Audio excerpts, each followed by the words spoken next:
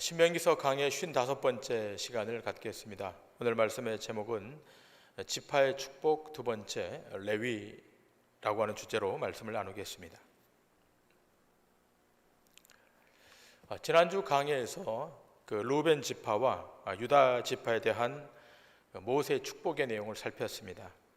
시간 관계상 레위 지파까지는 다 살피지 못했기에 오늘 이 강의를 통해서 모세가 레위 지파에게 축복한 내용을 살피면서 그 교훈을 받도록 하겠습니다.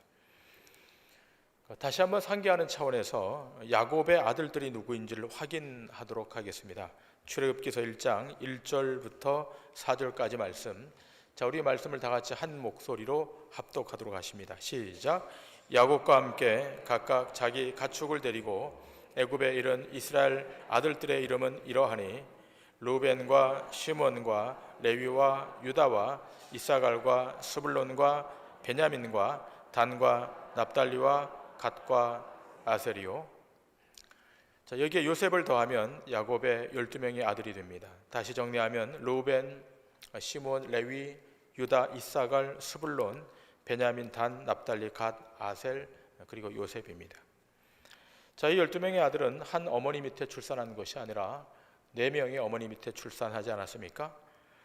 레아 밑에서 출산한 아들이 루벤, 시몬, 레위, 유다, 이사갈, 스불론 6명이고 라헬 밑에서 출산한 두 아들이 요셉과 베냐민이고 라헬의 여종이었던 빌하 밑에서 출생했던 두 아들이 단과 납달리이고 레아의 여종 밑에서 출산한 실바 밑에 출산한 두 아들이 갓과 아셀입니다. 자, 스크린에 올려진 내용을 보신 바와 같이 레위는 레아로부터 출생한 야곱의 셋째 아들입니다. 위에 이러한 내용을 기억하시면서 오늘 강의 말씀을 들으시길 바랍니다. 지난주에 모세가 축복한 루벤과 유다에 이어 야곱의 셋째 아들 레위에 대한 축복을 살피겠습니다. 이 레위에 대한 축복은 그의 아버지 야곱이 죽음을 앞두고 야곱의 유언의 메시지 안에 레위에 대한 언급이 등장합니다. 이 레위에 대한 언급과 함께 야곱의 둘째 아들이었던 시므온, 레위의 형이었던 시므온도 같이 언급되고 있습니다. 창세기 49장 5절 이하의 말씀을 보시겠습니다. 시몬과 레위는 형제요 그들의 칼은 폭력의 도구로다. 내 호나 그들의 모의에 상관하지 말지어다. 내 영광아 그들의 집회에 참여하지 말지어다. 그들이 그들의 분노대로 사람을 죽이고 그들의 혈기대로 소의 발목 힘줄을 끊었음이로다. 그 노여임이 혹독하니 저주를 받을 것이요 분기가 맹렬하니 저주를 받을 것이라. 내가 그들을 야곱 중에서 나누며 이스라엘 중에서 흩으리로다. 자, 지금 이 야곱의 메시지는 7절에 기록된 바와 같이 축복이 아니라 저주의 메시지입니다. 시몬과 레위가 다 저주를 받아 야곱 중에서 나뉘게 될 것이고 또 이스라엘 중에서 흩어질 것을 말씀하고 있습니다. 여러분, 이 사건은 배경이 있는데 야곱이 외삼촌 집에서 20년을 보낸 후에 베델로 올라가리라고 하는 하나님의 지시를 받으면서 시작되게 됩니다. 그 배경을 잠깐 우리가 살펴야 될 것 같습니다. 창세기 31장 13절의 말씀을 보시겠습니다. 나는 베델의 하나님이라 내가 거기서 기둥에 기름을 붓고 거기서 내게 서원하였으니 지금 일어나 이곳을 떠나서 네 출생지로 돌아가라 하셨느니라. 자, 그 배경이 이렇습니다. 야곱이 그 베델로 올라가던 중에 야복강에서 천사와 씨름하다가 그 환도뼈가 위골됩니다. 그리고 그 이후에 그 형을 만나 화해하게 됩니다. 자, 그리고 베델로 올라가던 중에 숫곳과 세겜이라는 곳에 잠시 거하게 됩니다. 베델로 곧장 가지 않고 중간에 잠시 머문 것입니다. 이 숫곳에서는 집을 짓고 또 짐승의 우릿간도 지었다가 세겜에서는 아예 땅을 구입해서 그곳에 정착을 하게 됩니다. 물론 이 세겜도 가나안 땅이긴 했지만 하나님이 구체적으로 지시했던 베델 땅은 아닌 것입니다. 자, 그런데 바로 이 세겜 땅에 있었을 때 일어난 일입니다. 야곱의 딸 디나가 이 세겜 사람들을 보려고 나갔다가 그 땅의 주장이었던 세겜이 이 디나를 겁탈합니다. 그런데 겁탈한 것이 단지 순간적인 충동으로 한 것이 아니라 성경에 보면 이 디나를 아주 사랑했다라고 기록되어 있습니다. 그래서 이 세겜이 그 아버지 하몰에게 이 디나를 자기 아내로 삼게 해달라고 강청합니다. 이 강청에 못 이긴 하몰이 야곱에게 와서 서로 통혼하자라고 제안을 합니다. 그러면 어떤 요구라도 다 들어줄 것이라고 이렇게 제안합니다. 그러자 야곱의 아들들 중에 시몬과 레위가 주도가 되어서 이들을 속여서 말합니다. 우리는 할례 받지 못한 사람들과 결혼할 수 없으니까 할례를 받으면 이 결혼을 허락하겠다고 말합니다. 그러자 그들이 이 할례를 받겠다고 수용합니다. 어른이 수술 도구도 없이 칼로 할례를 행하였으니까 여러분 얼마나 힘든 시간을 보냈겠습니까? 그렇게 힘든 시간을 보내던 3일째 꼼짝 달싹을 못할 때에 시몬과 레위가 그들의 성으로 들어가서 남자들을 죽이고 그의 형제들과 더불어서 들어가서 그 성을 노략합니다. 그러니까 수습이 불가할 만큼 엄청난 일이 발생한 것입니다. 이 일이 일어난 사실을 야곱이 듣고 두려워합니다. 이제 냄새를 피웠으니까 이 세겜 사람들이 우리를 다 죽일 것이다. 야곱은 근심과 걱정 속에 휩싸이게 됩니다. 이때 하나님께서 야곱에게 나타나셔서 말씀하십니다. 다시 베델로 올라가라.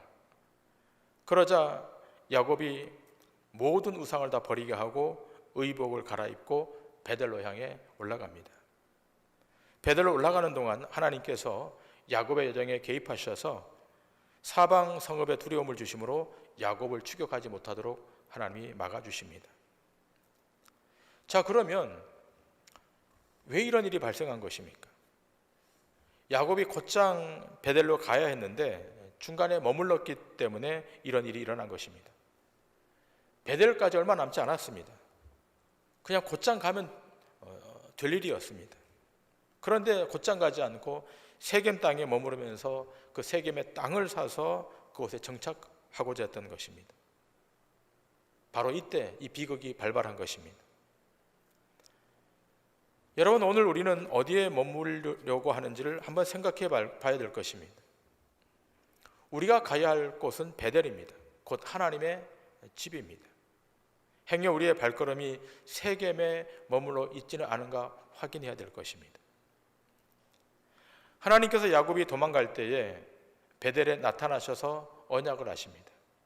그리고 하나님께서 그 베델에 올라오면 이 언약을 실행하시겠다고도 말씀하십니다.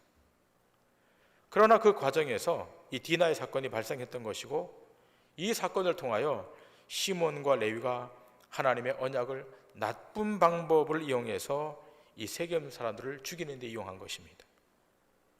자기 누이가 당한 것을 언약에 이용해서 잔인하게 복수한 것입니다. 자, 이 사건을 두고서 야곱이 죽을 때 유언을 합니다. 그 유언의 내용이 바로 저주의 내용이었습니다. 시몬과 레위는 저주를 받을 것이다. 자, 그런데 아이러니하게도 오늘 이 본문으로 오게 되면, 이 신명기서 오게 되면 모세는 이 레위에게 축복을 선포하고 있습니다. 레위의 아버지였던 야곱은 저주를 선포했는데, 자, 이 신명기서에 오게 되면 모세는 레위 지파에게 축복을 선포하고 있습니다. 어떻게 이렇게 상반된 내용이 등장하는가? 어떻게 모세는 이 레위를 축복하고 있는가? 오늘 이 부분을 조금 더 깊이 들여다보겠습니다. 자, 오늘 본문 신명기 33장 8절 이하의 말씀입니다. 레위에 대하여는 일러스되 주의 둠밈과 우림이 주의 경건한 자에게 있도다. 주께서 그를 마사에서 시험하시고 무리바 물가에서 그와 다투셨도다. 그는 그의 부모에게 대하여 이르기를 내가 그들을 보지 못하였다 하며 그의 형제들을 인정하지 아니하며 그의 자녀를 알지 아니한 것은 주의 말씀을 준행하고 주의 언약을 지킴으로 말미암음이로다. 주의 법도를 야곱에게 주의 율법을 이스라엘에게 가르치며 주 앞에 분향하고 온전한 번제를 주의 제단 위에 드리리로다. 여호와여, 그의 재산을 풍족하게 하시고 그의 손의 일을 받으소서. 그를 대적하여 일어나는 자와 미워하는 자의 허리를 꺾으사 다시 일어나지 못하게 하옵소서.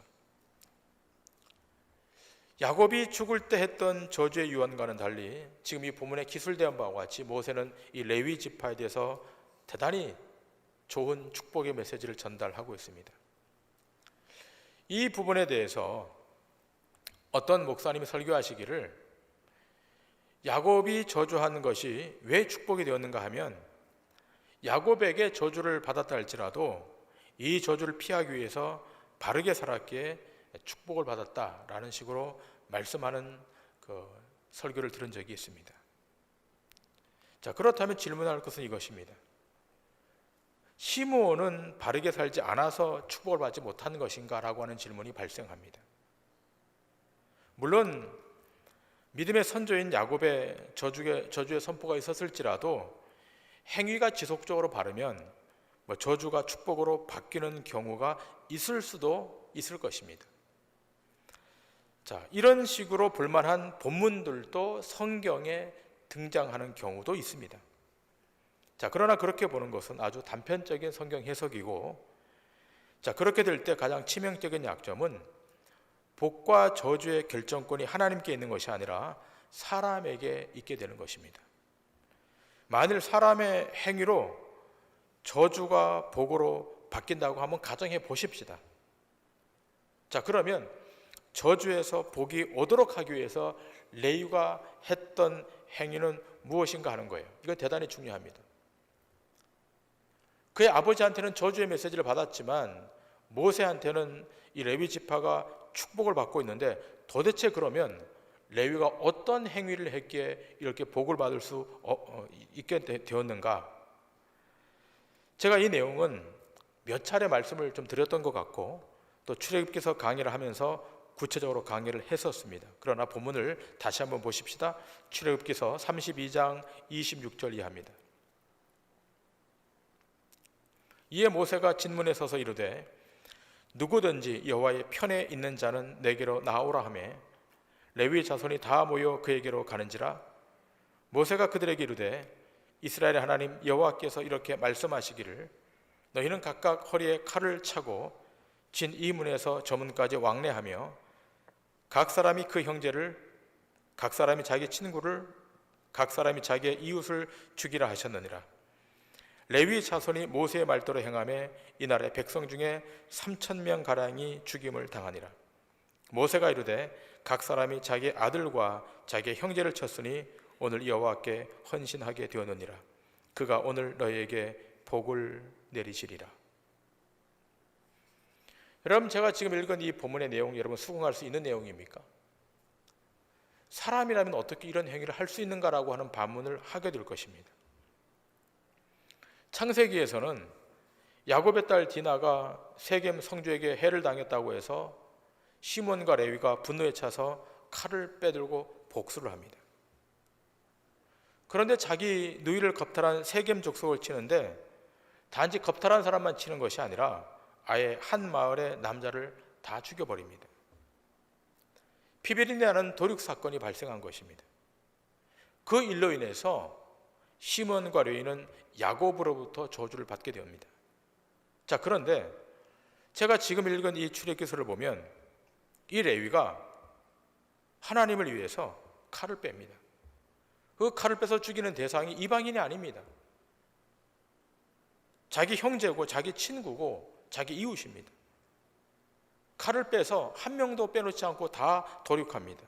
무려 3,000명을 도륙합니다.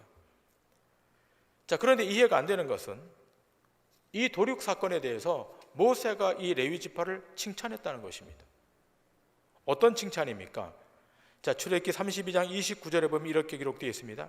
모세가 이르되 각 사람이 자기 아들과 자기 형제를 쳤으니 오늘 여호와께 헌신하게 되었느니라. 그가 오늘 너희에게 복을 내리시리라. 자, 우상 숭배했다고 자기 형제를 쳐요. 자기 친족을 쳐요. 자기 이웃을 쳐요. 자, 여기에 대해서는 출애굽기서 기자가 레위가 하나님께 헌신했다라고 기록합니다. 이 일로 인해서 레위는 저주에서 축복으로 바뀌는 일대 전환을 맞게 됩니다. 그 전 행위에 대해서는 심판을 받았지만, 저주를 받았지만, 자기 형제를 쳤던 무려 3,000명을 도륙했던 이 사건에 와서는 저주가 축복으로 바뀌는 변화의 일이 발생했다는 것입니다. 우리는 여기서 중요한 교훈을 받게 됩니다. 복과 저주는 사람의 행위를 통해 결정되는 것이 아니라 하나님 편인가가 우선이에요. 물론 레위가 세겜 족속에 대하여 복수한 것은 잘못한 것입니다. 그로 인해서 이 레위는 자기 아버지 야곱으로부터 저주의 메시지를 들을 수밖에 없었습니다. 그로 인하여 이 레위는 아주 긴 시간 고통의 세월을 보내야만 했습니다. 그러나 이 사건을 통해서 하나님 편을 들고 하나님의 거룩함을 드러내므로 저주가 축복으로 바뀌는 분기점을 만나게 된 것입니다. 하나님 편에 선 겁니다. 우상 숭배하는 자기의 동족을 처단함으로 이스라엘 12지파가 다 징계 앞에 직면할 수밖에 없던 것을 면제시켜 준 거예요. 저주의 물줄기를 축복의 물줄기로 이 사건을 통해 바꿔놓은 것입니다. 우리 여기서 질문할 것이 이것입니다. 그렇다면 누가 레위 같은 이러한 헌신을 할 수 있는가라고 하는 거예요. 오늘 이 자리에 참여한 우리가 정말 할 수 있겠습니까?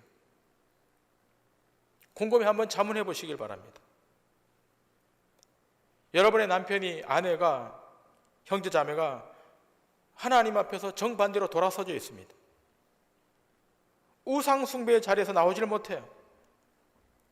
물질이 우상이 되었고, 명예가 우상이 되었고, 자식이 우상이 되었습니다. 그 지배력에서, 그 압박에서 나오지를 못하는 거예요. 그럴 때 여러분은 레위같이 그 우상의 사슬을 끊어낼 수 있겠습니까? 우리는 무슨 행위를 하든지 그 행위의 중심에는 우선 내가 잘 되어야 되고 내 가족이 잘 되어야 된다는 생각이 있습니다. 거기에 초점이 있습니다. 그래서 나는 하나님을 섬기더라도, 나는 이 신앙의 자리에 있더라도, 내 자녀가, 내 형제가 하나님 앞에 있지 않더라도 세상에서만 잘 된다면 그냥 양보하고 그냥 유보하고 허용하고 넘어간다면 그것이 정말 복이겠는가라고 하는 거예요. 지금 이 레위는 금송아지에 섬기는 자들이 자신의 형제였어요. 자신의 친구였습니다. 자신의 이웃이었습니다. 그럼에도 불구하고 칼을 빼어서 그들을 우상의 사슬에서 끊어냅니다. 왜 그렇게 하는 것입니까? 더 이상 이 우상의 잔재가 다른 이스라엘 지파에게 미치지 않도록 하기 위해서, 이 우상의 영향력이 다음 세대에 전염되지 않고 순전하게 보존되게 하기 위해서 칼을 뺀 겁니다. 그리고 도륙한 것입니다. 다른 지파들이 다 두려워서 방관하고 있을 때 레위 지파만이 목숨을 내놓고 이 저주의 사슬을 끄는 것입니다. 성경은 이렇게 레위 지파가 이렇게 한 행위를 두 가지 차원에서 설명해요. 그 하나는 축복은 전적으로 하나님의 주권에 달려 있는 것이고, 또 하나는 레위 지파가 이렇게 행한 것은 오직 하나님의 일방적 은총이 레위 지파에게 임했기 때문에 목숨을 내놓고 헌신했다라고 성경은 말하고 있습니다. 자, 이러한 레위 지파의 헌신이 신약으로 오면 어디로 이어지는가 하면 예수 그리스도에게로 이어집니다. 여러분, 공간보험서에 보면 마태, 마가, 누가복음을 보면 예수님의 공생의 사역 이전에 예수님의 어릴 때 사역도 기록되어 있습니다. 예수님께서 12살 때 6월절 명절에 그의 아버지 요셉과 그의 어머니 마리아와 함께 예루살렘 성전으로 올라갑니다. 자, 그런데 거기서 긴 시간 머물면서 내려오질 않습니다. 나중에 그 부모가 성전에 와서 예수를 다시 찾고 나서 이렇게 말합니다. 왜 성전을 떠나지 않았느냐라고 묻습니다. 그때 예수님께서 그 부모들에게 어떤 말을 했습니까? 내가 내 아버지의 집에 있어야 될 줄을 알지 못하였나이까? 라고 반문합니다. 내 아버지에 관계된 일에 내가 헌신해야 될 사람인 것을 몰랐느냐고 반문했던 것입니다. 뿐만 아니라 공생의 기간에 가나 혼인잔치에서 그의 어머니 마리아가 포도주가 떨어졌다고 요청했을 때 주님이 뭐라고 반문합니까? 여자여, 나와 무슨 상관이 있나이까? 무슨 말입니까? 내가 잔치집에 포도주나 만들어서 그들의 흥이나 돋워주는 사람으로 아십니까? 라고 한 뜻입니다. 나는 하나님의 일에 헌신된, 하나님의 일에 부속된 사람인 것을 나타낸 것입니다. 그러면서 말씀합니다. 누가 내 어미이고 누가 내 형제냐라고 반문합니다. 내 아버지의 뜻대로 하는 자가 내 형제요 내 가족이라고 정의합니다. 자, 그러면서 누가복음 14장으로 가면 이렇게 주님이 말씀하십니다. 누가복음 14장 25절 이하입니다. 수많은 무리가 함께 갈새 예수께서 돌이키사 이르시되 무릇 내게 오는 자가 자기 부모와 처자와 형제와 자매와 더욱이 자기 목숨까지 미워하지 아니하면 능히 내 제자가 되지 못하고 누구든지 자기 십자가를 지고 나를 따르지 않는 자도 능히 내 제자가 되지 못하리라. 어떻게 해야 된다는 겁니까? 자기 목숨을 내놔야 된다는 겁니다. 그런데 자기 목숨까지 버릴 수 있는 자가 있겠습니까? 제자들도 자기 목숨 앞에서는 다 도망을 갔습니다. 그러므로 하나님께 온전하게 헌신한다는 것은 전적으로 하나님의 은총이 와야, 하나님의 은혜가 와야 자기 목숨까지도 내놓고 헌신하는 것입니다. 바로 이것입니다. 레위 지파가 자기 목숨을 내놓고 하나님 앞에 헌신했던 거예요. 다른 지파들은 다 방관하고 있을 때 오직 레위 지파만이 자기 목숨을 담보로 하고 칼을 빼고 나가서 자기 이웃들을 친 것입니다. 그로 말미암아 하나님이 레위 지파에게 주신 축복은 무엇입니까? 제사장의 직분을 허락하신 것입니다. 야곱의 저주대로 각 이스라엘이 흩어져야 했지만 레위 지파는 제사장의 직분을 가지고 흩어진 것입니다. 그러면 제사장의 직분은 무엇을 하는 직분입니까? 하나님과 이스라엘 백성 사이에서 속죄의 제사를 지내는 직분입니다. 이스라엘 백성이 범죄했기 때문에, 날마다 범죄했기 때문에 그 범죄를 속하기 위해서, 그 속죄의 제사를 집행하기 위해서 이 레위 지파가 제사를 집도했던 것입니다. 자, 오늘 이 본문을 기록한 신명기의 저자도 레위 지파 모세입니다. 모세도 레위 지파입니다. 레위 지파는 제사를 집행하는 지파입니다. 그리고 그 제사의 중심은 피 흘림입니다. 피 흘림이 없이는 사함이 없기 때문입니다. 그 레위 지파는 이 제사장 직분을 수행하면서 짐승을 잡아 그 피를 제단에 다 뿌립니다. 그로 말미암아 이스라엘 백성의 죄가 속해지는 것입니다. 자, 그런데 이 지점에서 기억할 것이 있습니다. 이런 제사를 집도하는 레위 지파에게서 그리스도가 나오지 않았다는 것입니다. 어느 지파에서 그리스도가 나오십니까? 유다 지파를 통해서 나오십니다. 왜 그렇게 하시는 것입니까? 지난주 강해 말씀을 통해 언급한 바와 같이 야곱의 막내 아들 베냐민이 볼모로 잡혔을 때 유일하게 목숨을 담보로 하고 베냐민을 구출해 오겠다고 했던 야곱의 아들이 유다였습니다. 이 유다의 온전한 희생을 통해 베냐민이 구원을 받았고, 성경은 이 유다의 온전한 희생을 장차 오실 메시아이신 예수 그리스도의 십자가의 희생의 상징으로 간주하는 것입니다. 그로 인해서 예수님은 유다 지파를 통해서 오십니다. 또 한 가지 이유가 있습니다. 레위 지파의 제사는 동물을 그 희생 제물로 해서 이스라엘의 죄를 속하는 방식이었습니다. 자, 그런데 시간이 지나면 지날수록 인간의 죄의 양이 많아서 수만 마리의 소와 양으로 해결이 안 되는 지경까지 이르는 것입니다. 그러자 예수님은 이 속죄의 방식을 취하지 않으시고 단번에 자기 몸을 십자가에 내어주심으로 자기 백성을 죄에서 구원하시는 방식을 택하심으로 성경에 예언되어 있는 영원한 대제사장의 직책을 수행하시는 것입니다. 대제사장직을 가지고 이 땅에 오심으로 구원 사역을 실행해 가시는 것입니다. 그러나 기억할 것은 레위 지파를 통해 예수님이 오시지 않았을지라도 레위 지파가 보여준 속죄의 제사가 어떤 것인지를 상징으로 보여주었기에 모세로부터 레위 지파가 축복을 받은 것입니다. 뿐만 아니라 어느 누구도 하나님 편에 서서 하나님의 의로우심을 나타내지 않았을 때 오직 레위 지파만이 하나님 편에 서서 칼을 빼서 불의한 자를 도륙함으로 하나님의 거룩함을 드러냈기에 모세로부터 레위 지파가 복을 받은 것입니다. 그런데 여러분, 이런 모습을 드러낸 또 한 사람이 있어요.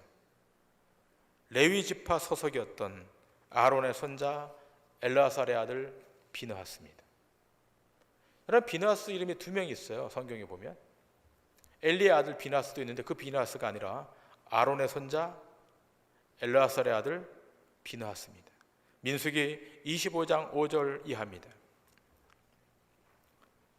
모세가 이스라엘 재판관들에게 이르되 너희는 각각 바알 부올에게 가담한 사람들을 죽이라 하니라.